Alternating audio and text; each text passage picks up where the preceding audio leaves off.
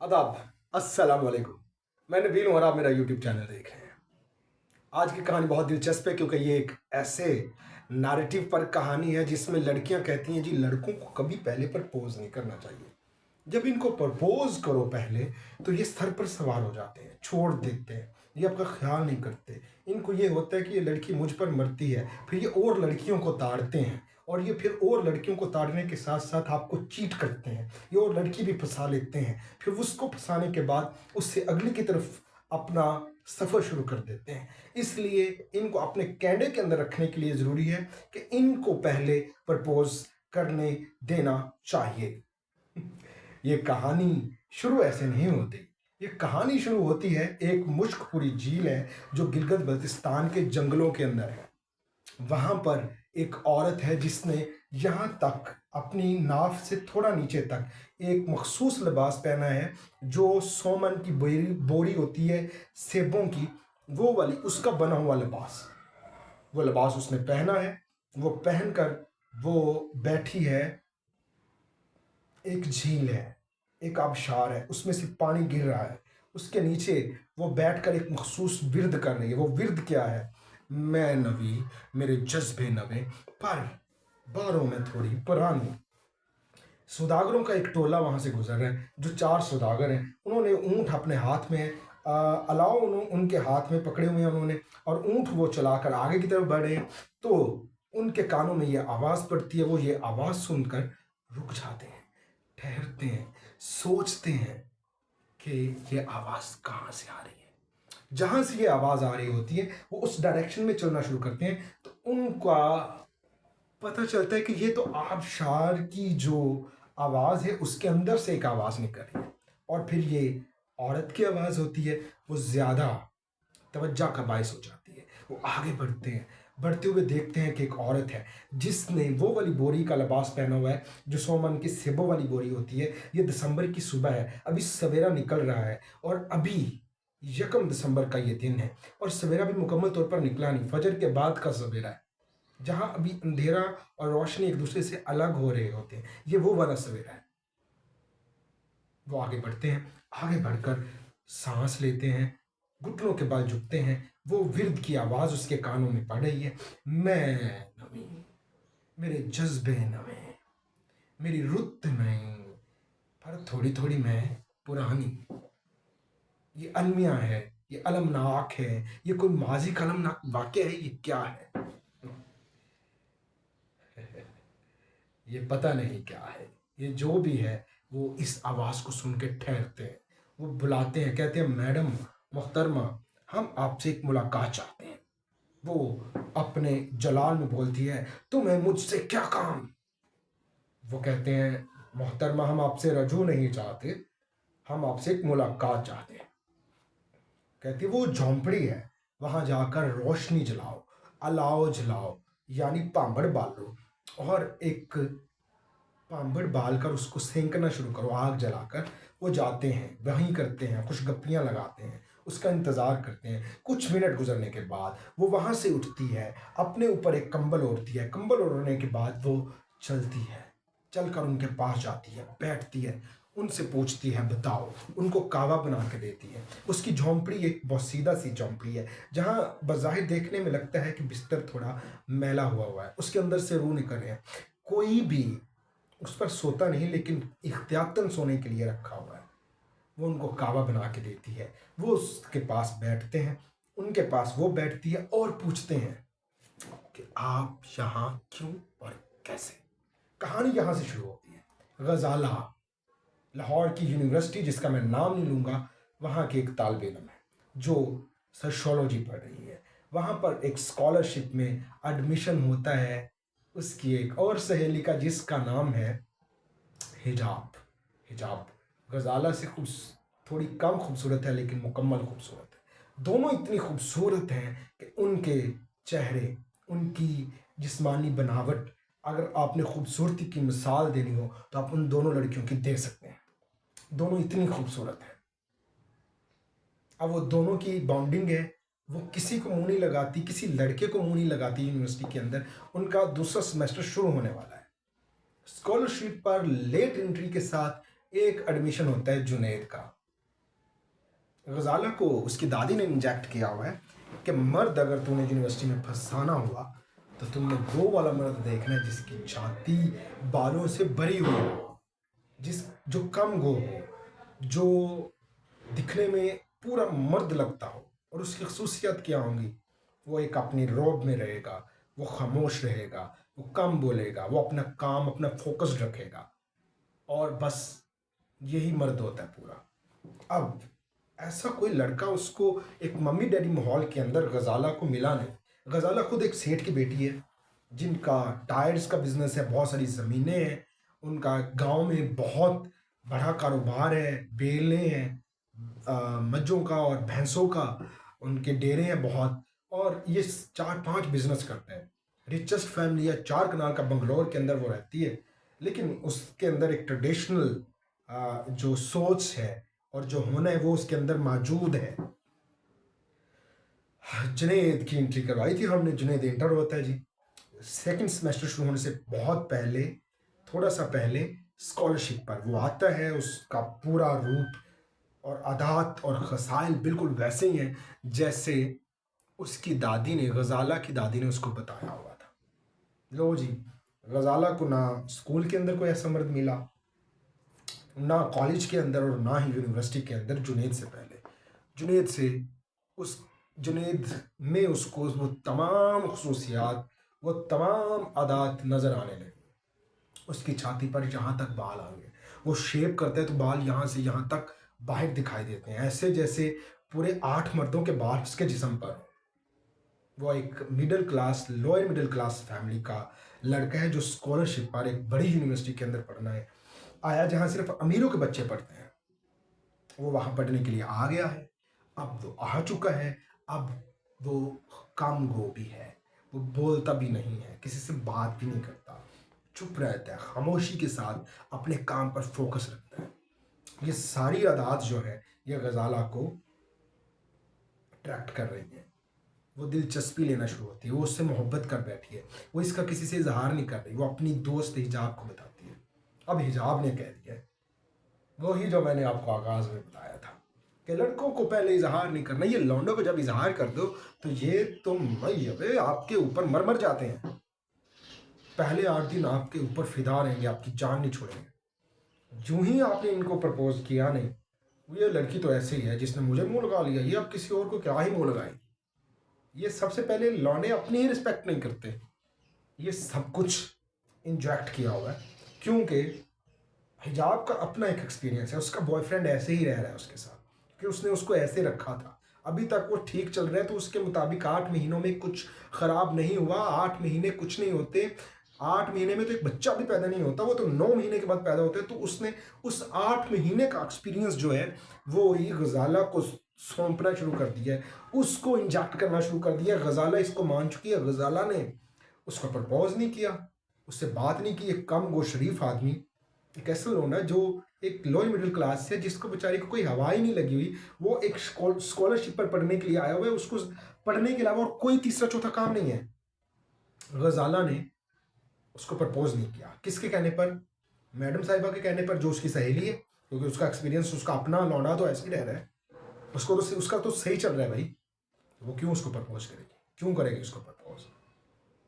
उसने, चूंकि उसके लौंडे ने वो ठरकी था, उसने उसको जल्दी प्रपोज कर दिया, तो इसलिए उसने उसमें दिलचस्पी ली, लेकिन उसने खुद इजहार नहीं किया। तो वो सक्सेसफुल है अभी तक 8 महीनों का, पूरे 9 महीनों का भी नहीं है। कोई भी रिलेशनशिप 9 महीने के बाद ही ट्रस्ट वर्थ होता है यार। 9 महीने के बाद ही यकीन करिएगा।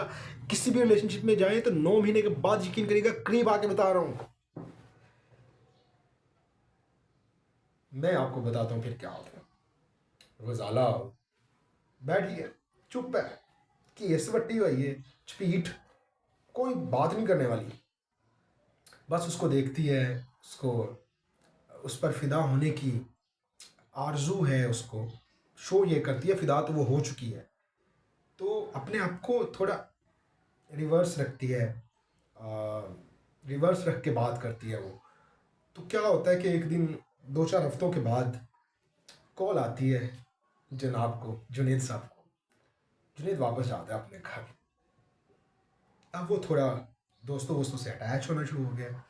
अब वो उनसे बात करने लग पड़ा है। अब उसने फ्रैंक होना शुरू कर दिया है। अब उसको होश आ रही है। अब वो इस कम्युनिटी को, जो एलीट क्लास कम्युनिटी है, उससे बात कर सकता है। वो उसकी सुनने लगे हैं, वो उसकी शराफत के फ़ैन हो गए हैं। तो अब वो थोड़ा थोड़ा उनसे बात करने लगा है। गजाला लेकिन उसकी मोहब्बत में पूरी तरह गिरफ्तार हो चुकी है। क्या कर सकते हैं। जुनेद को कॉल आई हुई है, जुनेद अपने गांव वापस जा रहा है। जुनेद वापस जाता है गांव राजनपुर। राजनपुर जाने के बाद वो 1 हफ्ते के बाद वापस आता है, अपने सारे क्लास फेलोज को बता के जाता है। जब वो वापस आता है तो उसके हाथ में, पहले दिन अपने हॉस्टल से क्लास के लिए जा रहा है, तो उसके हाथ में एक मिठाई है और नाश्ते पर उसने सबको चाय पर बुलाया हुआ है। कैंटीन पर बैठे सब चाय पी रहे हैं। जो उसके खास खास लोग हैं जिनसे उनका ग्रुप बन गया हुआ है, जो कम्युनिकेशन है क्लास में, वो सब आए हैं।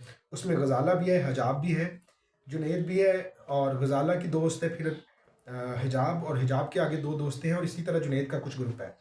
तो ये सब लोग बैठे हैं, कम्युनिकेट कर रहे हैं, सबको वो लड्डू खिला रहे हैं, आगे ले जाके आगे ले जाके। सब साथ साथ पूछ भी रहे हैं क्यों खिला रहे हो, क्यों खिला रहे हो। वो सबको यही जवाब दे रहा है, don't worry don't worry don't worry, ये हमारे इलाके के सबसे स्पेशल लड्डू हैं और ये लड्डू पूरी दुनिया में मशहूर है, पूरे आलम में जाते हैं, लोग यहाँ से स्पेशल पैक करवा के लेके जाते हैं।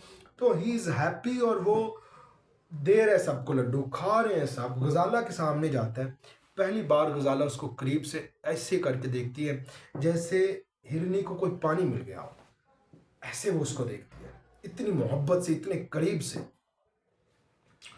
वो गजाला को कहता है ले लो जी, मैंने आगे भी लोगों को देने हैं। वो कहती जी, खा रही है। फिर गजाला जैसे ही पूरा होता है तो गजाला ही शोर करना शुरू करती है, बताओ बताओ बताओ बताओ, ये लड्डू आपने क्यों और क्यों हमें खिला रहे हो, किस वजह से खिला रहे हो, कहाँ से आए हैं, क्यों आए हैं, किसके हैं ये, किस चीज़ के लिए हैं। खड़ा होता है एक्साइटेड होकर, बताता है कि मेरी मंगनी कर दी मेरे अब्बा ने एक खूबसूरत लड़की के साथ, जैसी मैं ख्वाबों में कभी सोचा करता था। मैट्रिक के बाद मैंने कभी खैर सोचा भी नहीं। उस वक्त जब मैं सोचता था तो मुझे वो लड़की पर, वैसी लड़की चाहिए थी, वैसी लड़की के साथ मेरी एंगेजमेंट हो गई और मेरे अब्बा की और मेरी अम्मा की पसंद थी। आई एम हैप्पी, मेरे माँ बाप भी खुश हैं, मैं बहुत खुश हूँ। तो मैं आपके लिए मिठाई लेके आया हूँ। सब लोग बड़े खुश होते हैं, मुबारकबाद देते हैं, क्लैपिंग करते हैं और उसको दोस्त गले मिलते हैं। गजाला परेशान उठती है, वॉशरूम जाती है, वॉमिटिंग करती है, बदहाल हो जाती है, बीमार होती है, घर चले जाती है। 6 दिन नहीं आती। सबको पता है कि गजाला बीमार है, क्लास में बेड पर पड़ी हुई है। हिजाब सबको बता रही है कि वो नहीं आएगी, अभी 1 हफ्ता और नहीं आएगी। 1 हफ्ते के बाद गजाला यूनिवर्सिटी आती है। गजाला अलग उसको, हिजाब को और उसको बुलाती है। जुनेद को पकड़ती है और ऐसे झंझोड़ के उसको गौर से देखती है और यूं करती है और चले जाती है। 3 दिन गुजर गए इस वाक़े को। गजाला ना यूनिवर्सिटी में है, ना वो घर जा रही है। रात को उसके हॉस्टल में कॉल आती है वार्डन को कि गजाला यहाँ पर है। कहते हैं नहीं। उसके अब्बा रात बड़ी मुश्किल से गुजारते हैं। दिन 8 बजते हैं तो उसका अब्बा डाले शाले लेकर यूनिवर्सिटी में चला जाता है। यूनिवर्सिटी में जाकर गजाला की दोस्त हिजाब से पूछता है किधर है गजाला, क्यों नहीं आई वो घर, किसको पता है, ना हमें पता है ना आपको पता है, आप लोगों ने हमें इन्फॉर्म भी नहीं किया। तो हिजाब कहती है अंकल हमें तो यही था कि वो घर होगी और कहाँ उसने जाना है, तबीयत उसकी 1 हफ्ता पहले भी ख़राब थी, अब भी ख़राब होगी, तो वो नहीं आई। वो गुस्सा करता है उस पर, पूछता है, हिजाब को साथ बिठाता है, घर ले जाता है। हिजाब और वो चाय के टेबल पर बैठे हैं। अब्बा उससे पूछता है कि क्या हुआ है, क्यों बीमार है वो, कुछ यूनिवर्सिटी में हुआ है, ऐसे वो कभी नहीं हुई। हिजाब सच बोलती है और कहती है कि इसको राजनपुर के एक लोअर मिडिल क्लास लड़का जो लेट एंट्री पर स्कॉलरशिप पे पढ़ने आया हुआ है उससे इश्क हो गया और वो उसके बगैर रह नहीं पा रही क्योंकि उसका रिश्ता हो गया है। और मैंने उसको मना किया था तुमने उसको प्रपोज़ नहीं अभी करना, पहले उसको देखो अच्छे तरीके से, ये वो फलां लड़कों को पहले प्रपोज़ नहीं करते, मैंने उसको रोका था लेकिन उसने उसको प्रपोज़ नहीं किया। और वो मुझे भी कसूरवार गिन रही है और ख़ुद को भी कि हमने लेट कर दिया। अगर हम उसको पहले प्रपोज़ करते तो वो यकीनन रिश्ता ना करता। लेकिन अब वो कहाँ है कुछ पता नहीं है। सुराग लगाए जा रहे हैं, लोगों से राब्ते हो रहे हैं, ये अभी बातें हो रही हैं तो गजाला ड्राइंग रूम में दाखिल होती है। उसके नाखून यहाँ से मिट्टी से भरे हुए हैं, बाल उजड़े हुए हैं, शक्ल बस थोड़ी बहुत धुली हुई है, थोड़ी बहुत गंदी है गर्द से।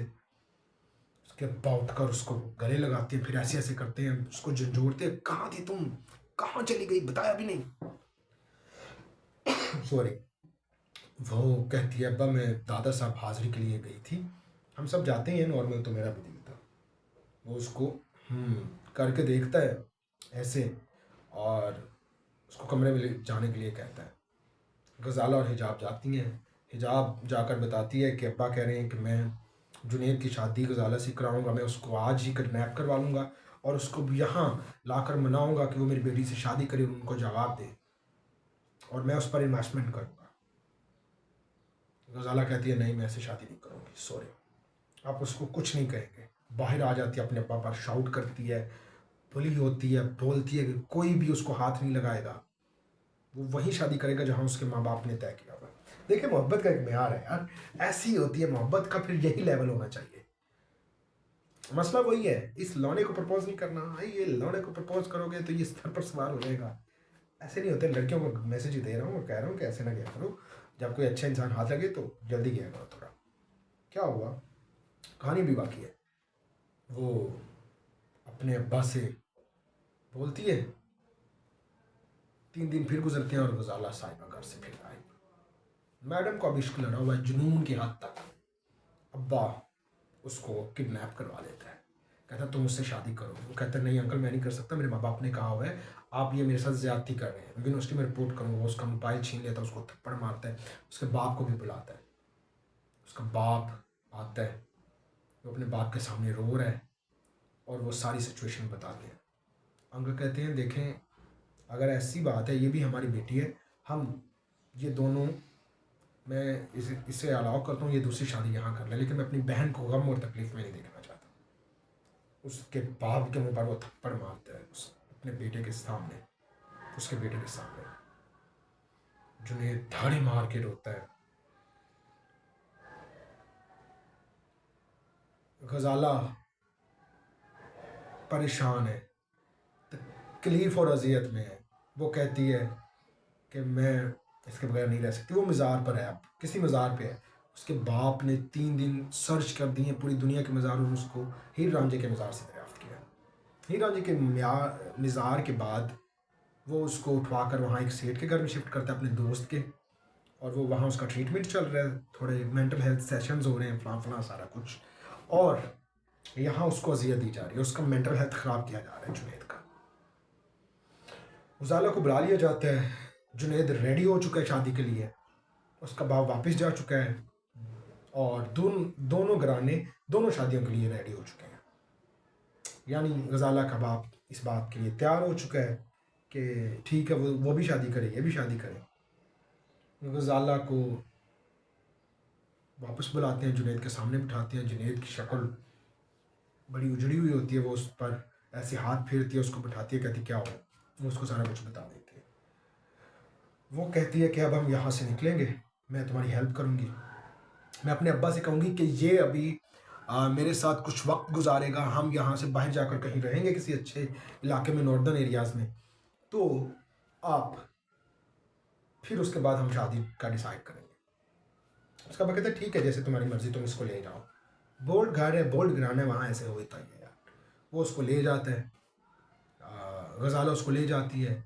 वो 7 दिन एक इलाके में जाकर गुजारते हैं, और वहाँ पर नॉर्दर्न एरियाज़ के, तो वहाँ पर गुजारने के बाद डिसाइड ये होता है कि गज़ाला उसको कहती है कि मुझे माफ़ कर दो, मैंने तुम्हारे साथ बड़ी ज़्यादती की है, आपके अंकल, आपके अब्बा की और अपनी आपकी भी मैं गुनहगार हूँ, तो आप जाकर सोनिया से शादी करो। कहते हैं नहीं, मैं तुम्हारे बगैर नहीं रह सकता, मैं तुमसे भी शादी करूँगा और सोनिया से भी शादी करूँगा। जब इंसान इकट्ठा रहता है, कुछ वक्त गुजारता है, एक दूसरे को जानने लगता है, तो फिर उसका दिल नहीं लगता। वो कहते हैं मैं तुम्हारा गर्विदा हो गया हूँ, मुझे तुमसे भी शादी करनी है और सोनिया से भी। और हमारे यहाँ तो शादी अलाउ भी है, अगर तुम राज़ी हो और अफोर्ड कर सकती हो, मैं तुम दोनों को अफोर्ड कर सकता हूँ।